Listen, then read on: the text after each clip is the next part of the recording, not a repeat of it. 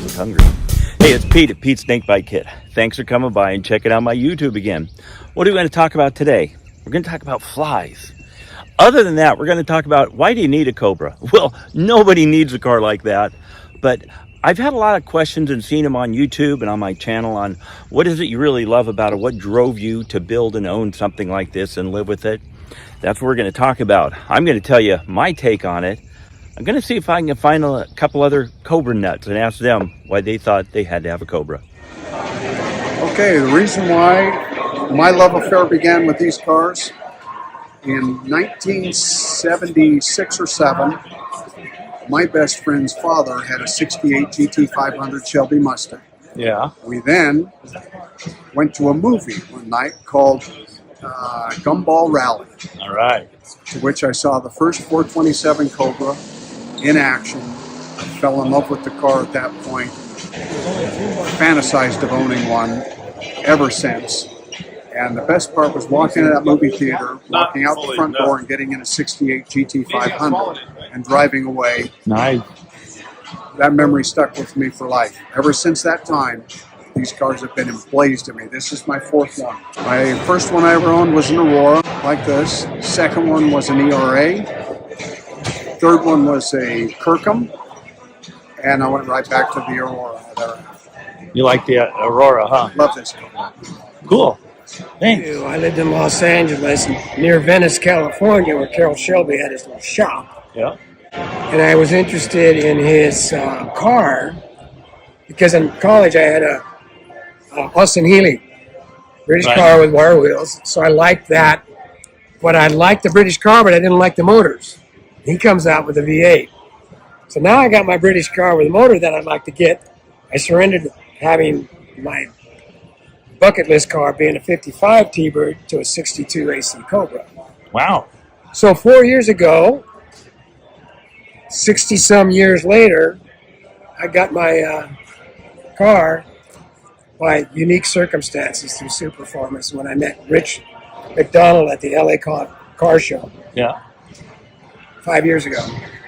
So what do you love about it? I love the original slab side small block version. It is a great looking car. Superformance, right? Yeah, that's a 347 Stroker 302 it's a Dart motor made by Ken Forte in Massachusetts. It was delivered here and I had it installed in Utah here. I relocated from California about 12 years ago. So I knew everything was going on in California. And this was my preferred car. I grew up next to Barris in North Hollywood. Yep. And all the hot rod shops around there too, the upholstery shops and everything. That was really cool. Yeah, that's place awesome to grow up. So that's my story, and I'm sticking to it. Thanks. Why'd you have to have it? I wanted the fastest production car they ever made. So 427 Cobra, that was it. What kind of Cobra you got? Arts. Arts? So what kind of motor? 427 side of it. Yeah. And?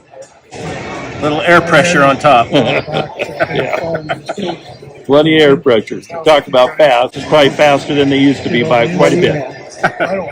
Yeah, that's a cool looking car. Thank you. Thanks. Well, kind of similar to so many others, I fell in love with this car actually not till about the 70s when I saw it racing earlier races and things like that, and I just thought it was the coolest thing in the world.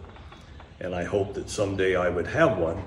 The closest I got to that was a 64.5 Mustang 289, and that was a fun car to drive, but nothing like these Cobras.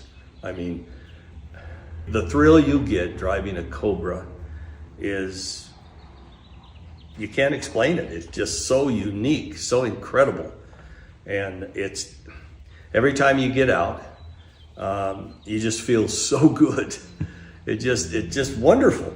And no matter what Cobra you have, no matter what engine you have, the simple fact is that they are so much fun to drive and really a thrill. And then you have the other part of it is that you have an opportunity to spend your weekends sometimes not driving it, but fixing it. Yeah, a lot of those. What would you say, if you had to narrow it down, what's the favorite thing about it? Other than the driving, which is probably the favorite, yeah, The unique, classic look that it gives. I mean, it's you don't get it confused with something else. Yeah. And people come out of the woodwork to take a look at your Cobra because it's so fascinating to everyone. And so many of the people that I talk to say, this is my dream car. I'm hoping someday I might be able to get one. Yeah. And I generally tell them, well, that's the way I felt for a long time until I finally did. Yeah, so for sure. it's well worth the time, the effort, the money that you spend just to have a car like this. Yeah, cool. Hey, thanks a lot, Mark. Yep, sure. Okay, so my take on why I needed a Cobra. Well, of course, like we said, nobody needs a car with a power to weight ratio that can kill you, that doesn't have ABS, that doesn't have traction control, doesn't have power brakes or power steering. But you want it. Why do you want it? Well, every guy that likes cars likes powerful cars, and the more the better. That's one of the things. The other thing is, very honestly, as a kid, young kid, I mean, I've always loved cars, all kinds of cars. But the first car I fell in love with was an XKE Jaguar. I remember having a little miniature one. It was a Hot Wheels or a Matchbox, one of those, and it was red. And I just thought, there's nothing better looking. That's it.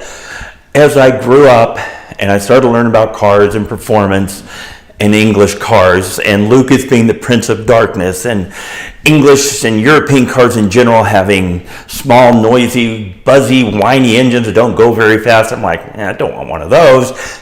And as we talked about a lot, I grew up being a Ford guy, and some point in my life I learned that there was a thing called a Cobra, and it was made of an English car, an American performance. I thought, man, that is it. Went through a lot of iterations of fast cars, hot cars, and so on, but there was a point in my life where I said, a Cobra is it. So for me, well, it's self-explanatory. I just had to have one. I hope you build one. If you don't have one yet, I hope you find one that you want to build, but I know one thing for sure. You get in one of these things, you're going to love it.